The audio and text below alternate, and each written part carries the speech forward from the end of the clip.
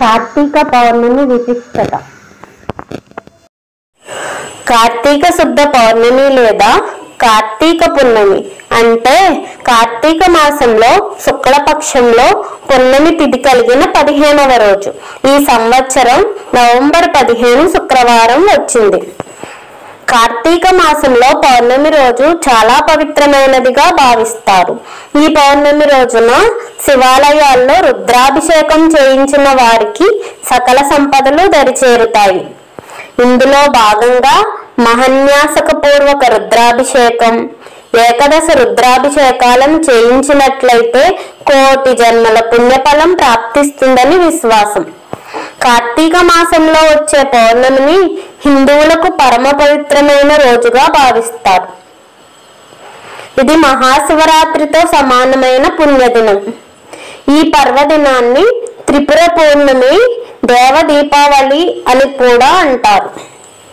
మహాభారత కథనాన్ని అనుసరించి కార్తికేయుడు తారకాసురుని సంహరించిన రోజే కార్తీక పౌర్ణమి. ప్రజలను నానా రకాలుగా హింసిస్తున్న తారకాసురుడు ఇక లేడన్న ఆనందంతో దీపాలు వెలిగించి సంబరం చేసుకున్నారు. 1000 ఏళ్ల రాక్షసుల పాలన అంతరించిన శుభ సందర్భంగా మహాశివుడు తాండవం చేశాడని పురాణాలు చెప్తున్నాయి. కార్తీక పౌర్ణమి అటు శివునికి ఇటు విష్ణుమూర్తికి కూడా ప్రియమైన రోజు.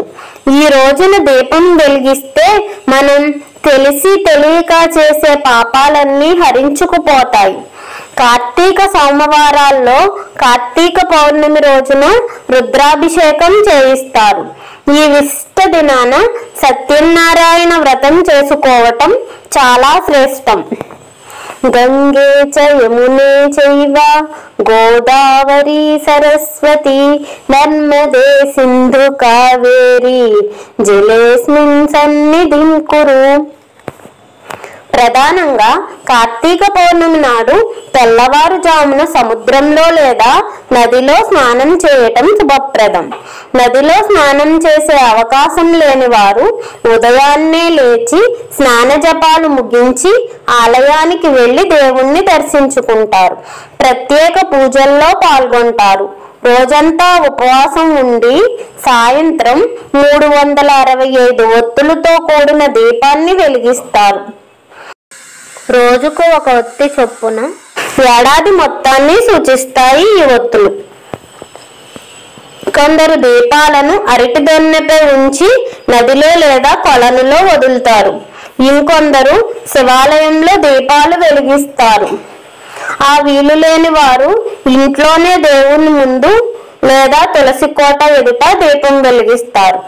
మహిళలు తమ సౌభాగ్యం కోసం పసుపు, కుంకుమ, పుష్పము, తాంబూలాలతో పాటు కార్తీక పురాణ పుస్తకాలను దానంగా ఇవ్వటం చాలా మంచిది. ఇంకా దేవాలయాల్లో సహస్రలింగార్చన, మహాలింగార్చనలు చేసిన వారికి సర్వశుభాలు ప్రాప్తిస్తాయని పురాణ వచనం.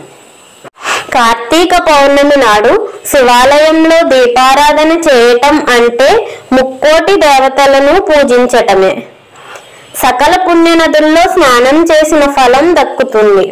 కార్తీక పౌర్ణమి నాడు చేసే దీపారాధనతో ఇహలోకంలో సుఖ సౌఖ్యాలు, పరలోకంలో ముక్తి లభిస్తాయి.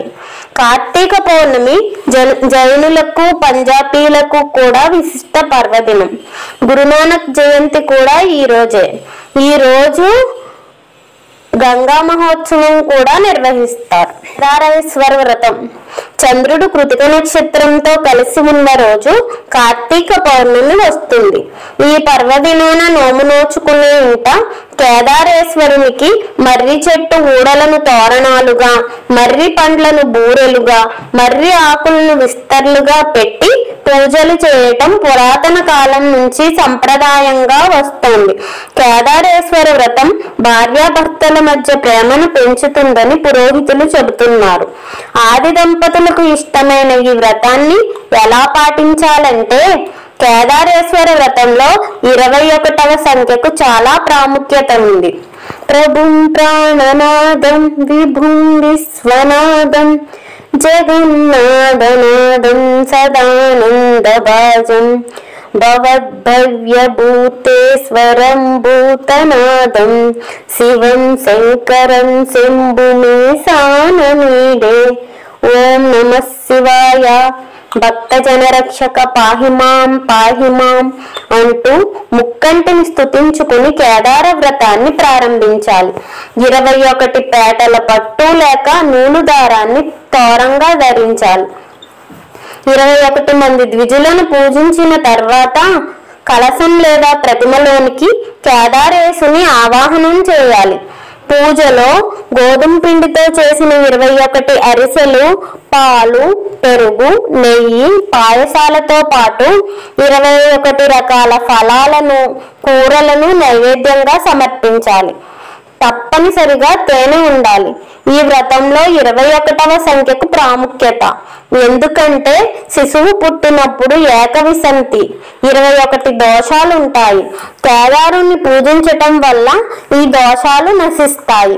మనం సమర్పించే నైవేద్య వస్తువుల్లో 21 దోషాలకు ఒక్కొక్కటి చొప్పున సమర్పణ చేస్తున్నాం.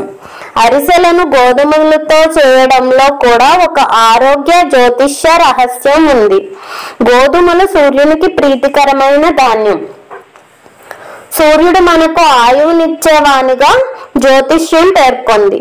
సూర్యుడు అగ్ని స్వరూపంలో శివుని 3వ కన్నులో కాలాగ్ని రూపంలో దాగి ఉన్నాడు. అనగా కేదారేశుని పూజించడం వల్ల పరోక్షంగా సూర్యుని కూడా ఆరాధించిన వాళ్ళు అవుతున్నాం. పాలు పెరుగుతో శుక్రుని, తేనెతో గురువుని, నెయ్యితో శనీశ్వరుని, కూరలతో చంద్రుని, ఫలాలతో బుధుని, బ్రాహ్మణుల ఉపచారంతో కుజుని సేవించిన ఫలం ఈ వ్రతాన్ని చేయటం వల్ల లభిస్తుంది. కేదారేశుని పూజించటం వల్ల మొత్తం నవగ్రహాలను పూజించిన ఫలం దక్కుతుంది.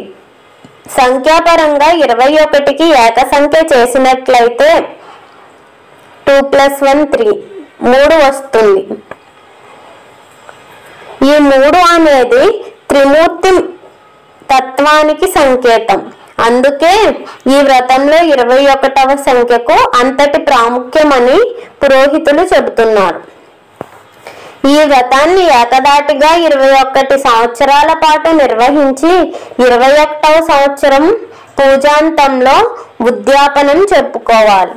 మహిళలు పురుషులనే భేదం లేకుండా ఈ రోజు ఇంటిల్లపాది కఠోర ఉపవాసాలుండి శివుణ్ణి ధ్యానిస్తారు, నోములు నోచుకుంటారు.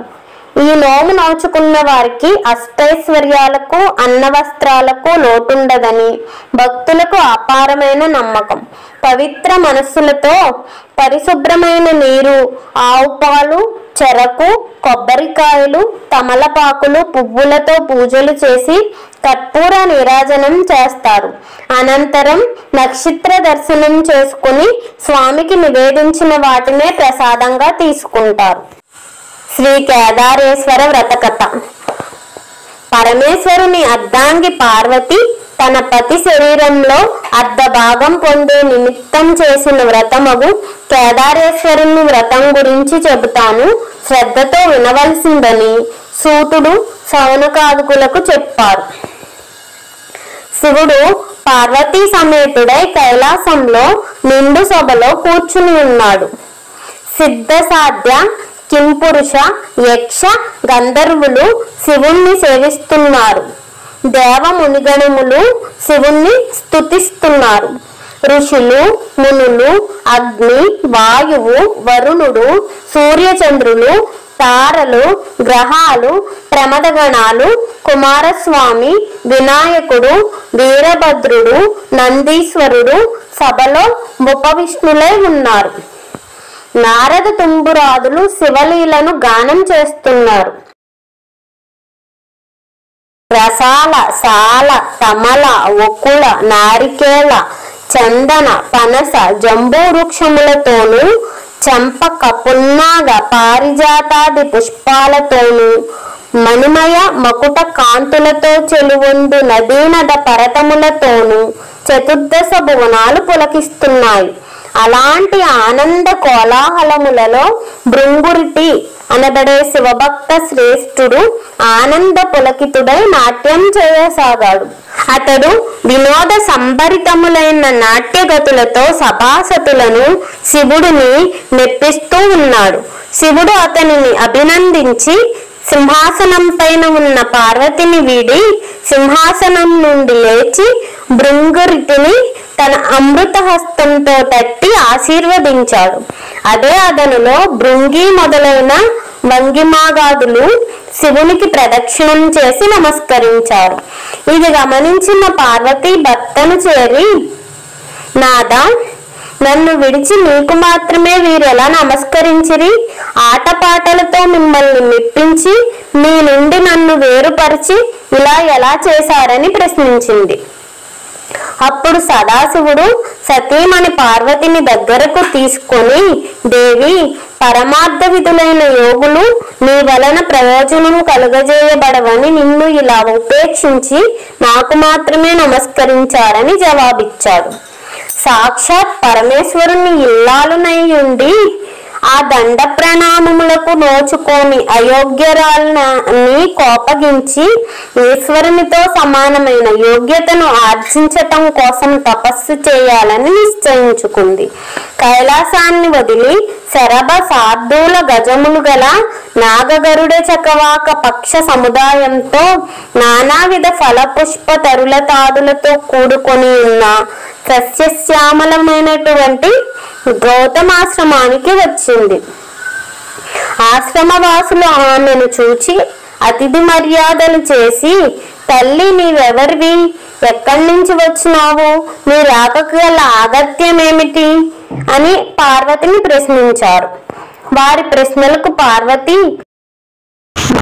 ఆనందించినదై యజ్ఞయాగాది క్రతువులచే పునీతమైన గౌతముని ఆశ్రమంలో నియమనిష్ట గరిష్ఠులై అలరారు పుణ్యపురుషులారా, పవిత్రాంగనులారా, నేను హిమవంతుని పుత్రికను, సాక్షాత్ పరమేశ్వరుని ఇల్లాలిని, శివుని సతిగా నా నాదునితో సమానమైన యోగ్యతను పొందగోరి తపస్సు చేయాలని సంకల్పించుకున్నాను. ఇందు నిమిత్తమే మీ ఆశ్రమానికి వచ్చాను అని చెప్పింది పార్వతి. మహర్షులారా, జగత్ కళ్యాణాభిలాషులారా, నేను ఆశించిన ఫలాన్ని పొంది శివుని అర్ధాంగినై తరించటానికి తగిన వ్రతాన్ని నాకు ఉపదేశించండి అని పార్వతి వారిని కోరుకుంది. అందుకు గౌతముడు, పార్వతి, ఈప్సితార్థదాయకమైన ఉత్తమ వ్రతం ఒకటి ఉంది. అది కేదారేశ్వర వ్రతం. నీవు ఆ వ్రతాన్ని ఆచరించి మనోభీష్ట సిద్ధిని పొందవలసింది అన్నాడు గౌతముడు. వ్రత విధానాన్ని వివరించమని పార్వతి గౌతముణ్ణి కోరింది. జగజ్జనని, ఈ వ్రతాన్ని భాద్రపద మాసంలో శుక్ల అష్టమిలో ఆచరించాలి. ఆ రోజున శుచిగా స్నానాదులు ఆచరించి నిర్మలమైన మనస్సుతో మంగళకరములైన ఏకవింశతి దారంతో చేతికి తోరమును ధరించి షోడశోపచార విధులతో పూజను నిర్వహించి ఆ రోజున ఉపవాసం ఉండవలను. మర్నాడు విప్రులకు భోజనం పెట్టి ఆ తర్వాత ఆహారమును తీసుకోవాలి. ఇలా వ్రతాన్ని ఆరంభించిన రోజు నుండి అమావాస్య వరకు పూజా క్రమముతో కేదారేశ్వరుని ఆరాధించాలి. ఇంకా ధాన్యరాశిని పోసి అందులో పూర్ణ కుంభాన్ని ఉంచి 21 పర్యాయములు సూత్రమును చుట్టి పట్టు వస్త్రంతో దానిని కప్పించి నవరత్నములు గాని సువర్ణమును గాని ఉంచి గంధ పుష్పాక్షతలతో పూజించాలి. దేవి, ఈ 21 మంది బ్రాహ్మణులను రప్పించి వారి పాదములను కడిగి కూర్చుండబెట్టి యథావిధిగా ధూప దీప గంధ పుష్పాక్షతలతో పూజించి భక్ష్య భోజ్య నైవేద్యాదులు, కదలీ ఫలాలు, పనసలు ఆరగింపచేసి దక్షిణ తాంబూలాలు ఇచ్చి వారిని సంతృప్తిపరచాలి. ఈ విధంగా వ్రతమాచరించిన వారిని శివుడు అనుగ్రహించి మనోభీష్ట సిద్ధి కలుగజేస్తాడని గౌతముడు పార్వతికి వివరించాడు. గౌతమ మహర్షి చెప్పిన విధి విధానాలను అనుసరించి పార్వతి కేదారేశ్వర వ్రతాన్ని నిష్ఠగా భక్తితో చేసింది. పరమేశ్వరుడు సంతుష్టాంతరంగుడై ఆమె అభిష్టానుసారం తన మేనులో సగ భాగాన్ని పార్వతికి అనుగ్రహించాడు. అప్పుడు జగదాంబ సంతుష్టాంతరంగై భర్తతో నిజ నివాసమైన కైలాసానికి చేరుకుంది. కొంతకాలానికి శివభక్త పరాయణుడైన చిత్రాంగదుడనే గంధర్వుడు నందికేశ్వరుని వలన కేదారేశ్వర వ్రతాన్ని దాని మహత్తును విన్నవాడై మనుష్యలోకానికి దానిని వెల్లడి చేయగోరి దివి నుంచి భువికి చేరుకుని ఉజ్జయిని నగరంలో ప్రవేశించి ఆ నగరాన్ని పరిపాలిస్తున్న రాజు వజ్రదంతుడికి కేదార వ్రత విధానాన్ని వివరించాడు. వజ్రదంతుడు ఆ వ్రతాన్ని ఆచరించి శివానుగ్రహంతో సార్వభౌముడయ్యాడు. ఆ తరువాత ఉజ్జయిని నగరంలో గల వైశ్యుడికి పుణ్యవతి, భాగ్యవతి అనే 2 కుమార్తెలు ఉన్నారు. వారు ఒకరోజు తండ్రిని చేరి, జనక, మాకు కేదారేశ్వర వ్రతం చేయటానికి అనుమతి ఇవ్వండి అని అడిగారు. అందుకు అతను, బిడ్డలారా, నేను దరిద్రుడను, సామగ్రులను సమకూర్చగల పాటివాడిని కాను. మీ ఆలోచనను మానుకోండి అని పలికాడు. అందుకు ఆ వైశ్యపుత్రికలు, నీ ఆజ్ఞయే మాకు ధనము, అనుమతి ఇవ్వవలసిందిగా కోరుచుకున్నారు. వారిద్దరూ ఒక వటవృక్షం కింద కూర్చుని తోరమును కట్టుకుని పూజను భక్తితో చేసుకున్నారు. మహేశ్వరుడు వారికి పూజా సామాగ్రిని అనుగ్రహించాడు. వారు కల్పోక్తముగా వ్రతమాచరించారు. శివుడు సాక్షాత్కరించి వారికి ఐశ్వర్యాలు, సుందర రూపాలను ప్రసాదించి అంతర్ధానమయ్యాడు. ఆ వైశ్యపుత్రికలకు యుక్త వయసు వచ్చింది. సౌందర్య సౌధం కలిగిన ఆ వైశ్యపుత్రికలో పెద్దామె పుణ్యవతిని ఉజ్జయిని నగర మహారాజు, చిన్నామె భాగ్యవతిని చోళ భూపాలుడు వివాహం చేసుకున్నారు. వారి తండ్రి అయిన వైశ్యుడు ధనధాన్య సమృద్ధితో, రాజభోగాలతో పుత్రులను పొంది సుఖంగా జీవిస్తున్నాడు. మరికొంతకాలానికి చిన్న కుమార్తె భాగ్యవతి ఐశ్వర్య మదోన్మతురాలై కేదార వ్రతాన్ని మర్చిపోయింది. అందువల్ల ఈశ్వరానుగ్రహం కోల్పోయింది. ఆమె భర్త ఆగ్రహానికి గురైంది. ఆమె భర్త ఆమెను, కుమారుణ్ణి రాజ్యం నుండి వెడలగొట్టివేశాడు. ఆమె పడరాని పాటలు పడుతూ ఒక బోయవాని ఇంట ఆశ్రయం పొందింది. ఒకనాడు ఆమె తన కుమారుణ్ణి చెంతకు పిలిచి, నాయనా, నీ పెద్ద తల్లి ఉజ్జయినీపురం మహారాణి ఆమె వద్దకు వెళ్ళి మన దీనస్థితిని వివరించి ఆమెను సహాయం అర్జించి తీసుకుని రావాల్సిందిగా చెప్పి పంపించింది. అతడు ఉజ్జయినికి వెళ్లి తమ దుస్థితి వివరించాడు. ఆమె కొంత ధనమిచ్చి కుమారుణ్ణి సాగనంపింది. అతడు తిరిగి వస్తుండగా మార్గమధ్యంలో మహేశ్వరుడు చోరుని రూపంలో వాణిని అడ్డగించి అతని వద్ద గల ధనాన్ని కొల్లగొట్టాడు. అతడు జరిగిన దానికి మిక్కిలి విచారించి మరలా పెద్ద తల్లి వద్దకు వెళ్లి జరిగిన సంగతిని వివరించాడు. ఆమె మరలా కొంత ధనాన్నిచ్చి పంపింది. ఈ పర్యాయం కూడా మార్గమధ్యంలో చోరరూపుడైన శివుడు ఆ సొమ్మును తీసుకుని వెళ్లిపోయాడు. మరలా అతడు పెద్ద తల్లి వద్దకు బయలుదేరగా అంతర్వాహిని నుండి ఈశ్వరుడు, ఓయి, నీవు ఎన్నిసార్లు నీ పెద్ద తల్లిని అడిగి సొమ్ము తెచ్చుకున్నా నీ తల్లి కేదార వ్రతాన్ని మానివేసిన కారణంగా ఆ సొమ్ము మీకు దక్కదనని హెచ్చరించాడు. ఆ మాటలు విన్న అతడు తిన్నగా పెద్ద తల్లి వద్దకు వెళ్లి తాను విన్న మాటలను తెలియజెప్పాడు.